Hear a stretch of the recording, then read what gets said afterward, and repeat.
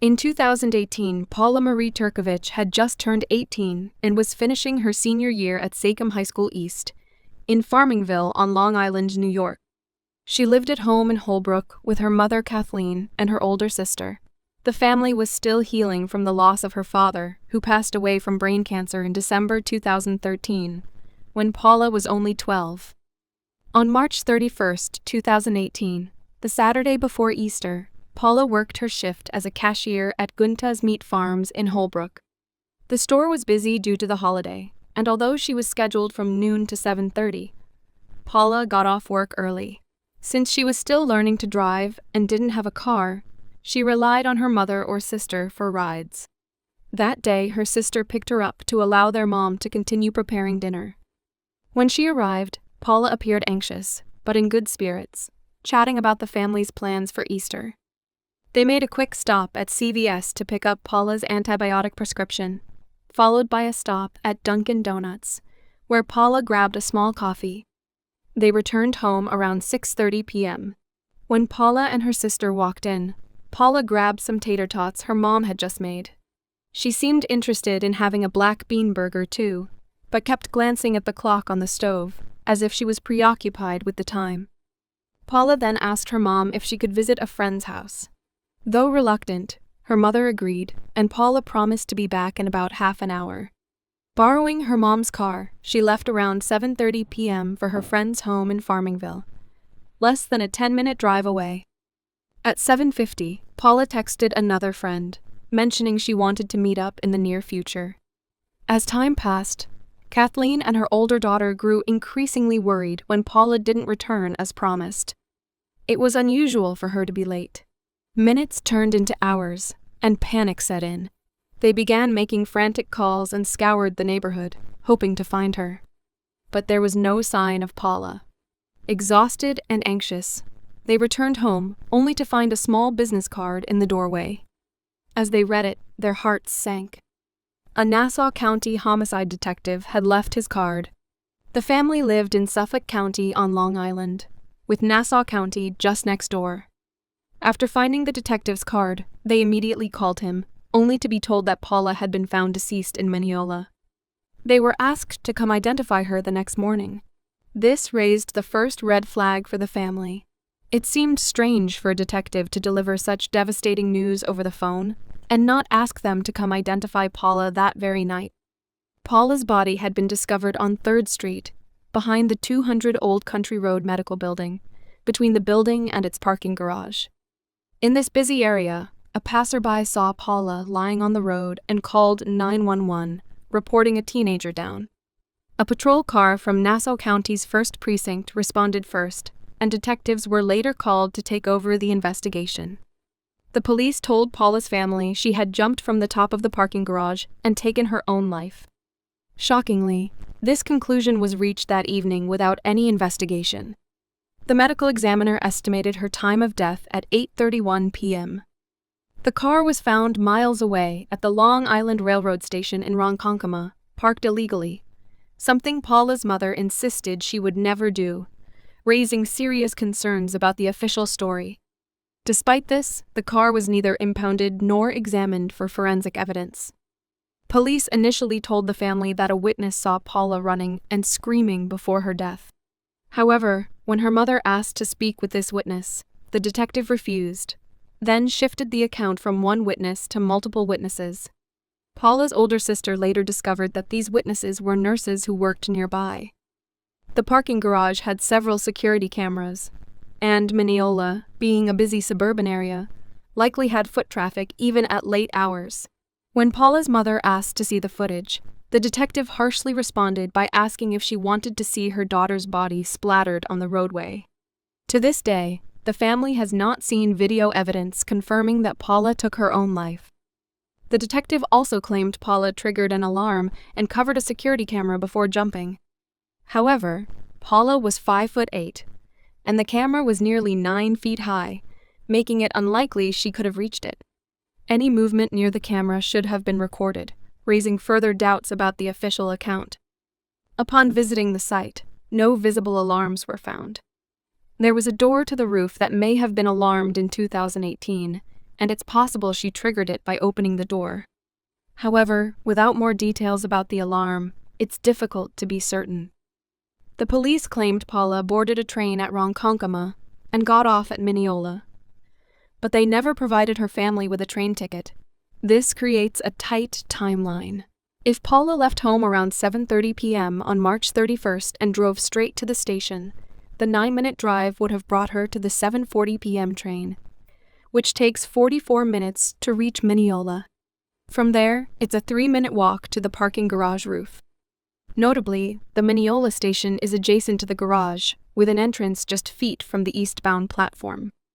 Today, the Mineola station has extensive security cameras, but they weren't installed until late 2018.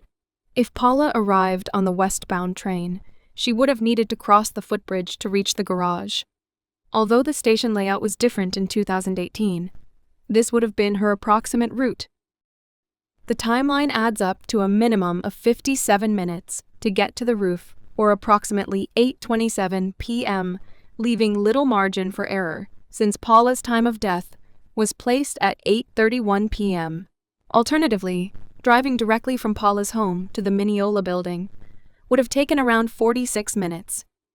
The medical examiner's autopsy concluded that Paula died from blunt force trauma, but also noted scratches on the tops of both her hands, suggesting a possible struggle. Paula's mother, Kathleen, was told that her daughter was found lying on her back in a fetal position. This added to Kathleen's confusion, as the condition of Paula's body contradicted earlier claims that her injuries were so severe, yet she was still able to have an open casket funeral. When Kathleen first saw Paula's remains, separated by a glass barrier, she noticed that Paula appeared to have been hosed down. Paula's clothing and jewelry were returned to Kathleen, despite the detective denying this ever occurred. When Kathleen opened the brown bag containing the clothes, she found them stained with mud, grass, and blood, and visibly torn. Additionally, the medical examiner informed her that Paula's Adidas sweatshirt had been washed before being returned. Shockingly, Kathleen says the medical examiner told her this was done at the request of the police. Kathleen also shared that no rape kit was performed, no fingernail clippings were taken, and as far as she knows, there was no comprehensive forensic examination of Paula's remains. Let's first consider the possibility of suicide. While the timeline is tight, it's not entirely impossible. There was a note allegedly found, though calling it a suicide letter feels like a stretch. It was simply a page torn from one of Paula's journals. On it was an underlined quote from Reconstructing Amelia by Kimberly McCreight, a New York Times bestseller. The book tells the story of a mother who gets a call from her daughter's school, initially told that her daughter, an academic star, has been suspended for cheating. When the mother arrives, she learns her daughter has jumped to her death, only to later discover she was actually murdered. Was Paula trying to send a message with this quote? Could she have been feeling so despondent that she decided to end her life? By all accounts, those who knew her describe her as well-adjusted and happy. Paula had been accepted to several colleges and was thrilled about her acceptance to the University of Florida, where she wanted to study journalism. An honor student and a gifted athlete, Paula excelled in swimming, a passion she shared with her late father. She was known for her love of reading and writing, and for her sweet, kind, and compassionate nature. Friends and family all spoke of her heart of gold. She even had a family connection to the modeling world that she was excited about exploring, and she was also coming into a substantial amount of money in the very near future and intended to buy herself a car. These details paint a picture of a young woman full of promise and excitement for the future, leaving many to question whether suicide was truly a possibility. As many people know, it's often impossible to tell when someone is suicidal, and the signs can be easily missed.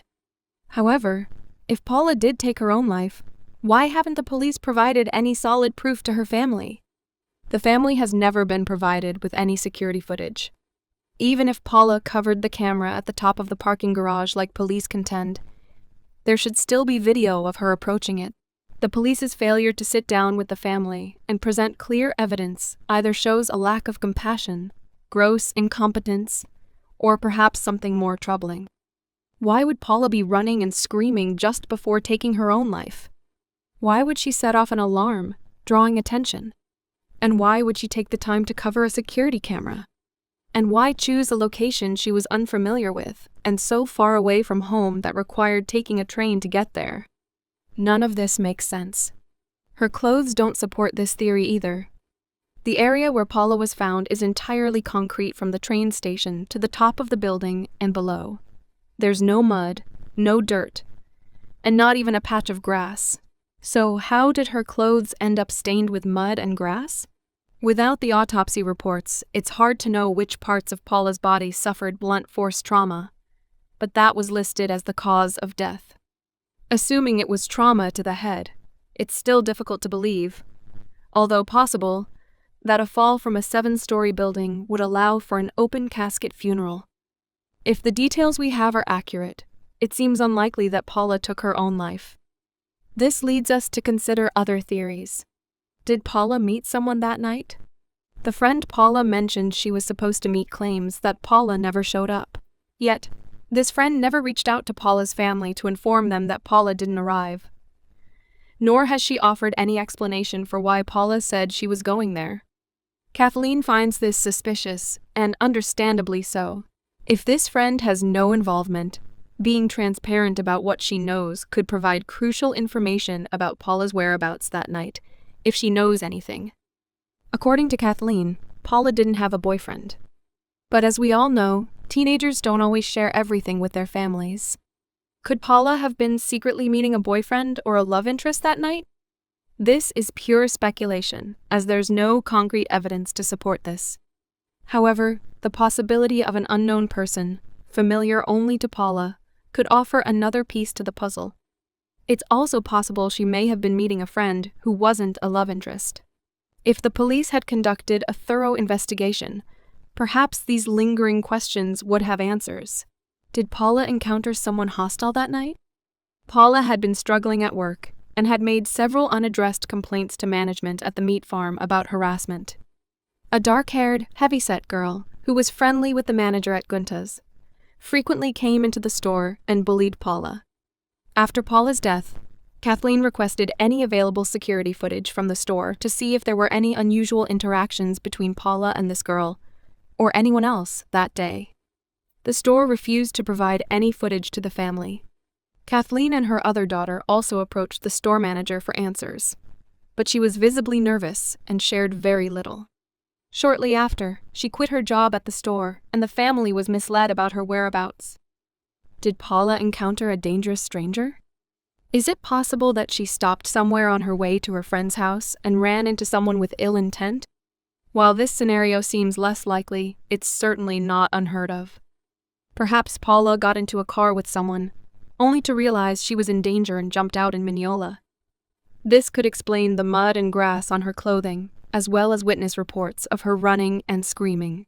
Hopefully, we can get more concrete answers to what happened to Paula. Given the tight timeline and the inconsistencies in the physical evidence, it seems likely that Paula may have possibly been killed elsewhere, somewhere with dirt and grass. Her killer may have then transported her to the location and staged the scene to look like she jumped from the top of the building. It's also possible that her killer pursued her to that location and either killed her where she was found or pushed her off the top of the parking garage. Unless the police can provide evidence supporting their suicide narrative, we can only conclude that the Nassau County Police are either incompetent or potentially involved in a cover-up. Either way, they owe Paula's family an explanation for their hasty conclusions. Is Nassau County hiding something or someone? The family has made numerous attempts to reopen the investigation into Paula's death, but to no avail. Please take a moment to sign the petition, which I have linked in the description. If you have any information that could help solve Paula's case, please come forward. Her family is desperately seeking answers. If you are an attorney or private investigator willing to take this case pro bono, please reach out to the family. Paula was a beautiful young girl, and her family deserves answers.